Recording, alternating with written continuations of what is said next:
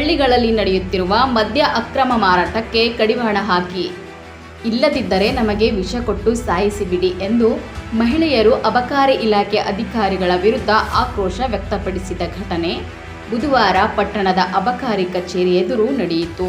ನಮ್ಮ ಕರ್ನಾಟಕ ಸೇನೆ ನೇತೃತ್ವದಲ್ಲಿ ನಡೆದ ಪ್ರತಿಭಟನೆಯಲ್ಲಿ ಅಬಕಾರಿ ಕಚೇರಿಯ ಸಿಬ್ಬಂದಿಯನ್ನು ಕೂಡಿ ಹಾಕಿ ಬೀಗ ಜಡಿದು ಹೊರಗೆ ಹಿಡಿದು ಪ್ರತಿಭಟನೆ ನಡೆಸಲಾಯಿತು.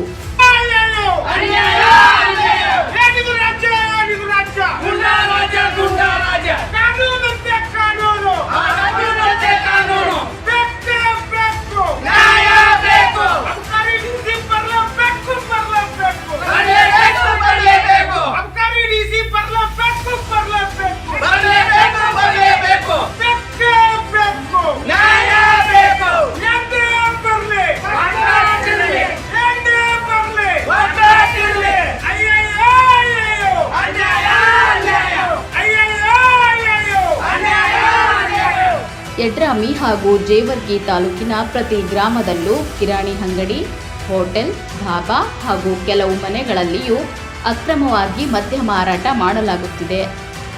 ಇದರಿಂದ ಕೌಟುಂಬಿಕ ಕಲಹಗಳು ಹೆಚ್ಚಾಗುತ್ತಿವೆ. ಮನೆಯಲ್ಲಿರುವ ವಸ್ತು, ಬೆಳ್ಳಿ, ಬಂಗಾರ ಮಾರಾಟ ಮಾಡಿ ಮದ್ಯ ಸೇವಿಸುತ್ತಿರುವುದರಿಂದ ಮಹಿಳೆಯರು, ಮಕ್ಕಳು ಬೀದಿಗೆ ಬಿದ್ದಿವೆ ಎಂದು ಮಹಿಳೆಯರು ಕಣ್ಣೀರು ಹಾಕಿದರು. ಅಬಕಾರಿ ಇಲಾಖೆಯ ಅಧಿಕಾರಿ, ಸಿಬ್ಬಂದಿ ಅಕ್ರಮವಾಗಿ ಮದ್ಯ ಮಾರಾಟ ತಡೆಯುವಲ್ಲಿ ವಿಫಲರಾಗಿದ್ದಾರೆ. ಸುಮಾರು ಬಾರಿ ಮನವಿ ಸಲ್ಲಿಸಿದರೂ ಯಾವುದೇ ಕ್ರಮ ಕೈಗೊಂಡಿಲ್ಲ. 2 ತಾಲೂಕಿನ ಕೆಲ ಹಳ್ಳಿಯ ಜನರ ಜೀವನ ಅಸ್ತವ್ಯಸ್ತವಾಗಿದೆ. ಈ ಕೂಡಲೇ ಅಕ್ರಮ ಮದ್ಯ ಮಾರಾಟ ತಡೆಯಲು ಕ್ರಮ ಕೈಗೊಳ್ಳಬೇಕು. ಒಂದು ವೇಳೆ ಅಸಹಾಯಕತೆ ತೋರಿದರೆ ಮುಂದಿನ ದಿನಗಳಲ್ಲಿ ಅಬಕಾರಿ ಆಯುಕ್ತರ ಕಚೇರಿ ಎದುರು ಹೋರಾಟ ಮಾಡಬೇಕಾಗುತ್ತದೆ ಎಂದು ಸಂಘಟನೆಯ ತಾಲೂಕು ಅಧ್ಯಕ್ಷ ಶಿವಲಿಂಗಹಳ್ಳಿ ಎಚ್ಚರಿಸಿದರು. ಸಂಘಟನೆಯ ಜಿಲ್ಲಾಧ್ಯಕ್ಷ ಸುಧೀಂದ್ರ ಇಚೇರಿ, ನೀರಲ್ಕೊಡ, ಭಗವಂತರಾಯ ಕೋಣಸಿರಿಸಗಿ, ಶಂಕರ್ ಮಂದೇವಾಲ, ಭೀಮಣ್ಣ ಶಾಖಪುರ, ಲಕ್ಷ್ಮಣ್ ಪರೇಟ್ ಇದ್ದರು. ಜೇವರ್ಗಿ ಪಟ್ಟಣದ ಅಬಕಾರಿ ಕಚೇರಿಗೆ ಬೀಗ ಜಡಿದು ಮಹಿಳೆಯರು ಹೊರಕೆಡಿದು ಪ್ರತಿಭಟನೆ ನಡೆಸಿದರು.